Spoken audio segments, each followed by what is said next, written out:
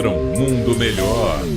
Uma crônica politicamente incorreta com Luiz Felipe Pondé. Hoje existe uma coisa que os cientistas políticos chamam de mal-estar na democracia. O que seria esse mal-estar? Eu vou dar 2 exemplos para você guardar junto ao seu coração. O primeiro é porque todos os estudos empíricos mostram que, na verdade, o eleitor não está nem um pouco preocupado com política. Ele está preocupado com coisas cotidianas dele. Ele só se preocupa com política quando ele acha que o problema político vai bater no bolso dele. Veja o que aconteceu aqui no caso da Dilma e do impeachment, que ela caiu porque ela derrubou e destruiu a economia. Na maior parte do tempo, as pessoas não fazem nenhuma pesquisa. Quem diz que faz pesquisa é mentiroso e não compara nenhum candidato. Vota porque é obrigado a votar, ou quando não é obrigado a votar, como nos países como os Estados Unidos, vai votar simplesmente que acha que faz parte do dever cívico, então ele vai lá e vota. Mas ele está preocupado mesmo com coisas concretas do dia a dia. Quem se ocupa com política é, na verdade, cientista político, filósofo, intelectual, jornalista, e os políticos e os grupos parapolíticos, como MBL, MST. Existe, então, uma coisa chamada lenda da democracia, que era e é ainda uma grande crença de que a democracia é construída a partir da consciência política dos eleitores. Os eleitores não têm nenhuma consciência política. E mesmo aqueles que acham que têm, o que eles têm é uma visão de mundo que eles acham que isso é a consciência política.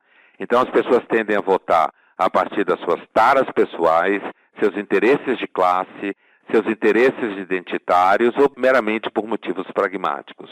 A corrupção é uma coisa que aparece no horizonte, mas ela, quer dizer, a suspeita de corrupção, mas ela não é, na maioria dos casos, o mais importante do que a ideia de que o seu deputado vai fazer com que você tenha asfalto na sua rua. Então, a gente está entrando numa época em que os estudos empíricos de democracia, ele vai destruindo essa grande idealização. Isso não significa que a democracia não é o melhor regime que a gente conhece, mas é fundamental conhecê-la, inclusive para poder se proteger dos riscos dela. Uma outra coisa que faz parte do mal-estar da democracia hoje é a percepção que a gente pode chegar a um regime extremamente totalitário em sendo democrático. Basta você ter, por um lado, ferramentas que produzam conexão, localização, conteúdos de imagem e de som em escala de mídias sociais incontrolável, que gera os famosos linchamentos que a gente tem visto recentemente. Basta você associar essa conexão, essa interconectividade radical,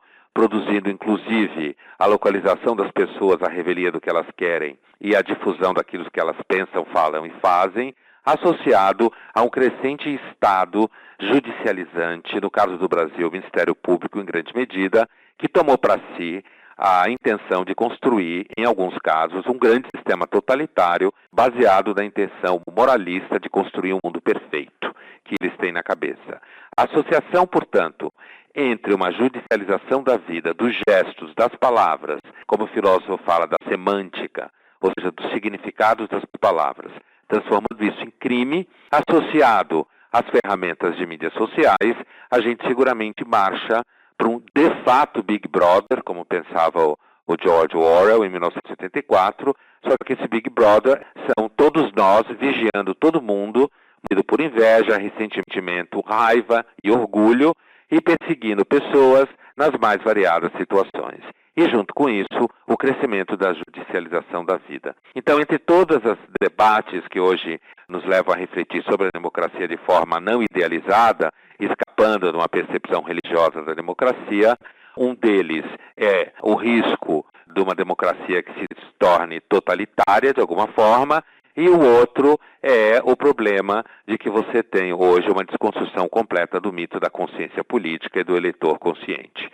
Isso é necessário para que você se torne menos bobo diante dos debates da democracia. Luiz Felipe Pondé, de São Paulo, para a Rádio Metrópole.